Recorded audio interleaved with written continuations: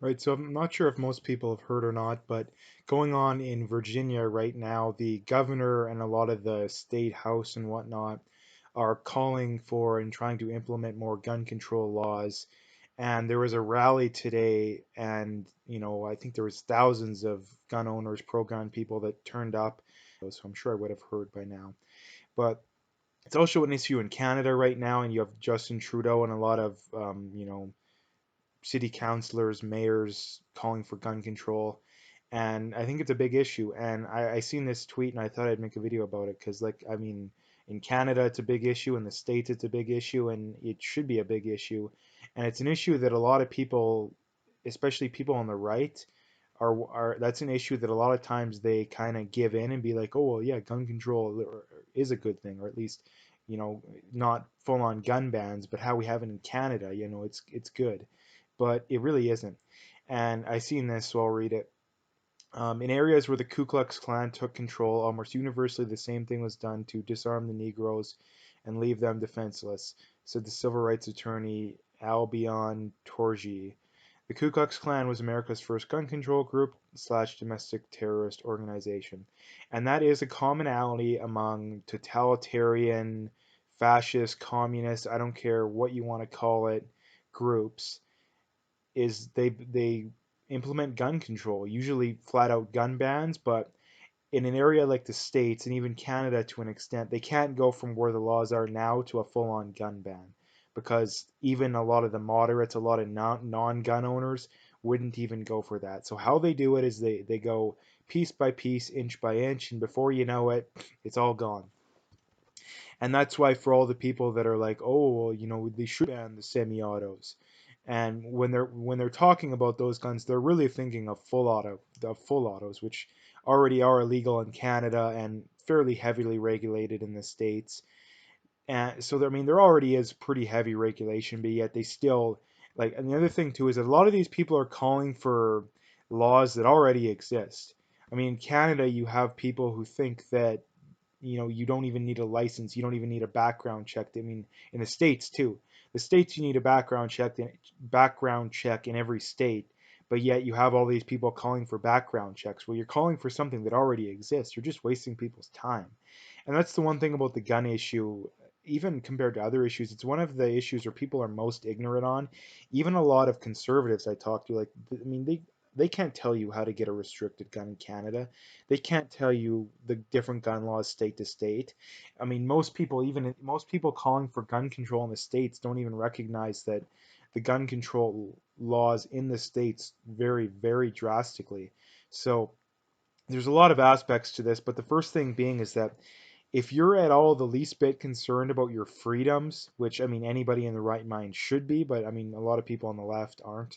They might claim they are, but they really aren't. Then you need to be against gun control. I don't care if you're not a gun owner, you need to be against gun control because the one commonality among fascist, totalitarian, communists, even groups like the KKK. They want to disarm the enemy or the people that disagree with them so then they can get their agenda through. Because if there's an armed populace, then there's no way in hell, unless the general populace goes along with it, but that kind of flies in the face of gun ownership in the first place. There's no way that something like that could be implemented. And for all the people talking about how, oh, the government has, drones and all this, extremely advanced technology. Well, yeah, they do, but you can't occupy a neighborhood with a drone or missiles and some of these like millions of dollars, hundreds of millions of dollars worth of technology. You need boots on the ground to do this kind of stuff. And the government, if they have boots on the ground, well, they're going to have almost the exact same guns as the populace. And as far as a combat situation go, the difference between full auto and semi-auto is pretty much non-existent. The overwhelming majority of professionals don't even use full auto. That's kind of like a Call of Duty slash shoot 'em up game fallacy that people think that full autos are a lot easier to use than they really are. They really aren't. They're very actually ineffective on the battlefield. Most professionals don't even use them. So that's kind of the whole point I want to get across is that if Canada, people are talking about how Canada is going the way of socialism, communism, or it's going to be a totalitarian state someday. The only way they can do that is to increase the gun control, because although gun control in Canada is already fairly strict, you can still own guns enough to be fairly well off. I mean, you can own most semi-automatic guns.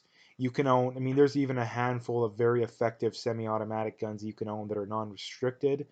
Handguns are all restricted, but there's a lot of very good quality semi-autos. Some of them very expensive. You got guns like the SKS that are very cheap, that are fairly effective for how much money you spend.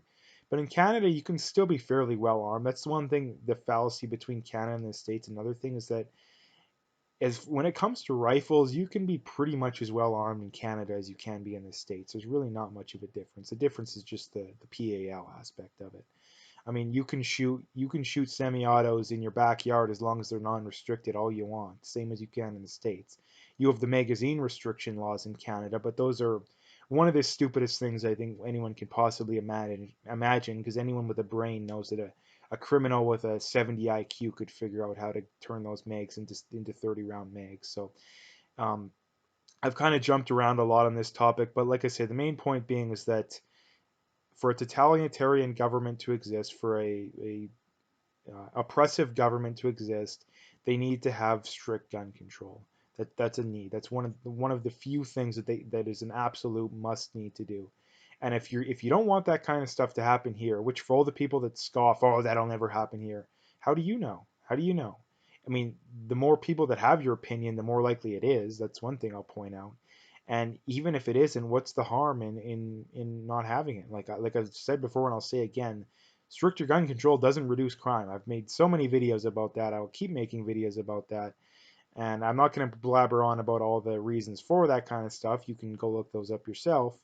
But yeah, the point being is that if you like your freedoms and you want freedoms, even if you're not a gun owner, you need to care about this kind of stuff. So I think I'll leave it there. If you liked the video, make sure to hit that like and subscribe, and stay tuned for more.